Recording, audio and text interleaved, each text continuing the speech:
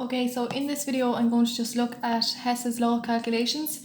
Hess's law basically states that if a chemical reaction happens in one stage like this, or if it happens in multiple different stages, the overall heat of reaction should be the exact same, which means the heat change that happens should still be the exact same, and that's measured in kilojoules per mole. Okay, the example I'm going to do is from the Chemistry Live textbook. It's example 21.17. This is what the question reads. It says, calculate the heat of formation of methane given the following experimental data. In this question, you're lucky enough to be given the three calculations. So these are the intermediate steps that are happening. So these are, for example, these little mini reactions that are happening. What my aim is to find out the overall heat of reaction. So first of all, what I always recommend the students to do is write down your goal or the goal equation, what you're trying to achieve at the very end. We're told here what we're doing is heat of formation of methane. If I'm forming methane, then methane is a product, so it's going on the right hand side of my balanced equation.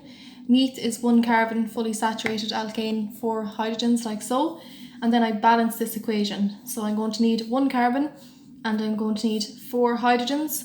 Hydrogen is diatomic, so it exists as H2, so 2 times 2 is 4, and that's the balanced equation.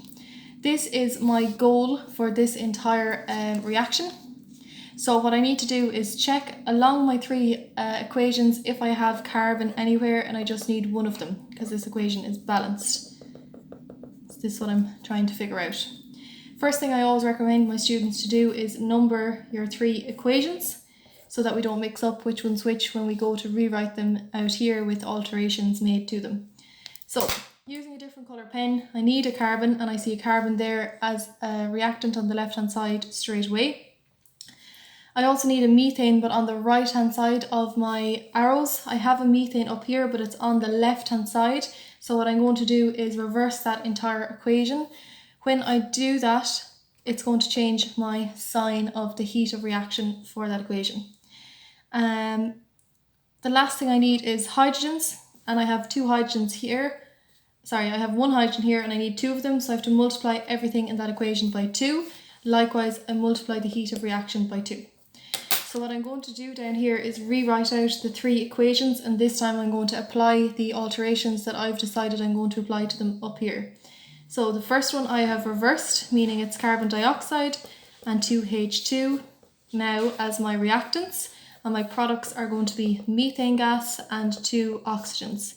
The heat of reaction so has now become plus 890.4 kilojoules per mole.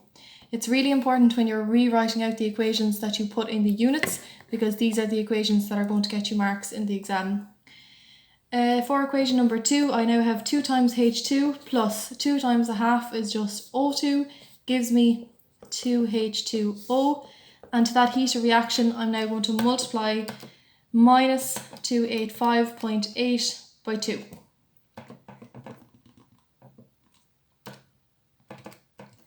And that will give me a heat of reaction of minus 571.6.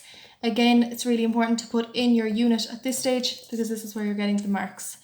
To the last equation, I have to do nothing, so I'm just going to rewrite out exactly as it is, which means that my heat of reaction is going to remain the exact same as well. Minus 393.5 kilojoules per mole. At this stage, I'm going to take out the pen again, and I'm going to check, do I have this goal equation balanced down here? 1 carbon on the left, I have 1 carbon on the left. 2 hydrogens on the left, I have 2 hydrogens on the left. 1 methane on the right, I have 1 methane on the right. At this moment, I am hoping so much that the rest of my reactants and products will cancel each other out. So I have carbon dioxide here, cancels with carbon dioxide here. 2 oxygens here, cancel with 2 oxygens here. And my 2H2O cancel with 2H2O there.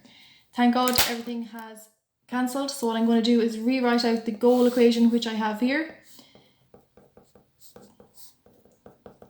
And by summing up all of these individual heats of reactions, I'm going to get the heat of reaction for the overall equation. So if the reaction happened in one step like this, or if it happened in multiple steps like this, the heat change at the end should be the same. So I'm summing up that.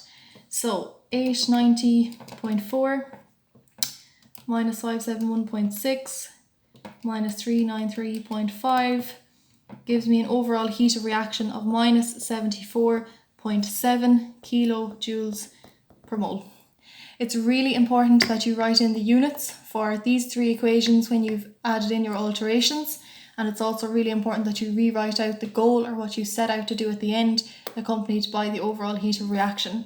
Usually in exam questions you'll get 3, 3, 3 and 3 marks for those three lines.